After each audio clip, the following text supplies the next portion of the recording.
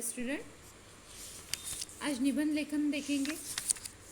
निबंध लेखन में है दशहरा। दशहरा क्यों मनाया जाता है, कैसे मनाया जाता है, अब निबंध लिखना है आपको। दशहरा हिंदुओं का एक प्रमुख त्यौहार है। दशहरे के यानी 10 दिन या जैसे दशहरा कब आता है, जब नवरात्रि आती है, नवरात्रि के 10वें दिन दशहरा आता है। दशहरा शब्द जैसे यहाँ पे बताया है कि 10 सिर वाले रावण को हराने से संबंधित है।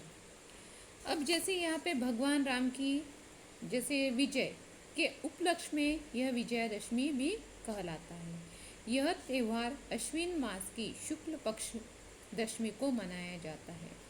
शुक्ल पक्ष की प्रथमा से ही नवरात्रि प्रारंभ हो जाती है। दशहरे पर दिल्ली और उत्तर प्रदेश के अपूर्व उत्साह देखने को मिलता है। यहाँ गली गली में कलाकारों द्वारा रामायण के विभिन्न प्रसंग दिखाए जाते हैं।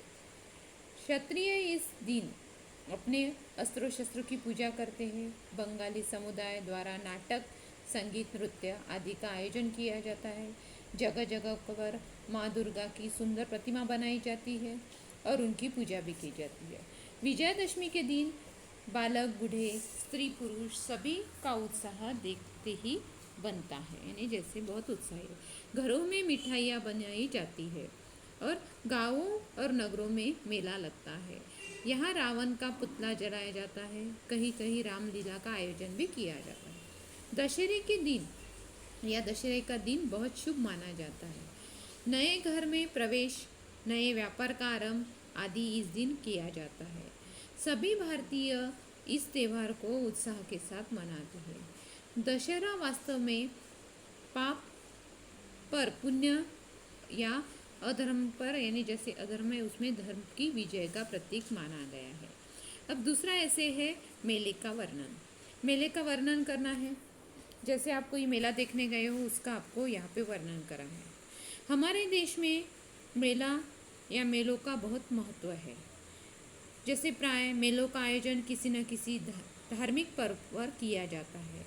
मेरे गांव के निकट जैसे शरद पूर्णिमा के दिन नर्मदा नदी के किनारे प्रत्येक वर्ष मेला लगता है। एक बार मुझे भी इस मेले में जाने का अवसर मिला। मेले में मुझे बहुत आनंद आया। नदी के निकट विशाल परिसर में शंकर जी की, दुर्गा, राम, कृष्ण तथा हनुमान जी के मंदिर होते हैं। यहाँ धार्मिक मेला है, यानी यह धार्मिक मेला है।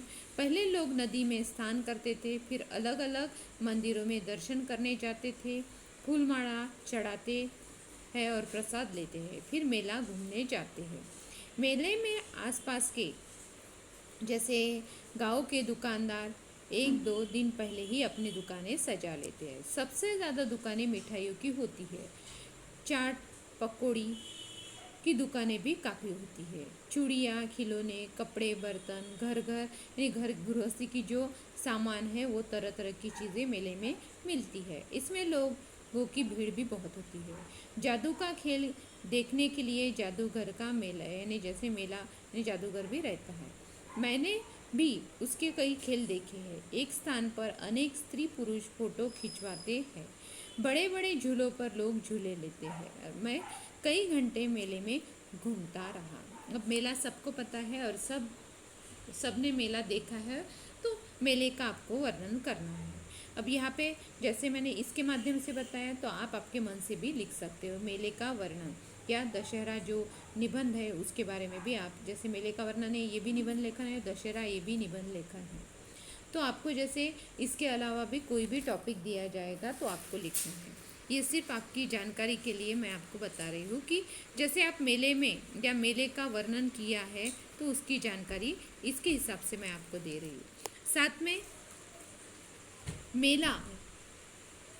मेला यानी जैसे सब लोगों को पसंद है और सब उत्साह के साथ उसे देखने भी जाते हैं। मेले में तरह तरह के जैसे खेल देखने को मिलते हैं, या तरह तरह के खिलौनों के माध्यम से बच्चों का मनोरंजन होता है।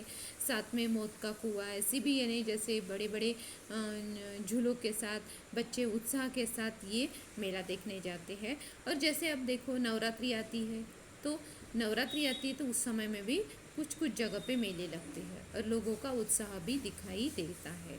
तो आपको इस मेले का वर्णन, जैसे पत्र लेखन निबंध लेखन आएगा तो आपको मेले का वर्णन करना है। मेले का वर्णन करके जैसे आप मेले की विशेषता बताओ, आप जहाँ पे जा रहे हो या आपने जहाँ पे देखा है उसके बारे में बताओ, उसकी विशेषता बताओ। साथ में मेले में यानी आपने क्या किया है या हम क्या करते हैं उसके बारे में बताओ। उसकी विशेषता तो ये होती है, साथ में आप और कुछ बता सकते हो।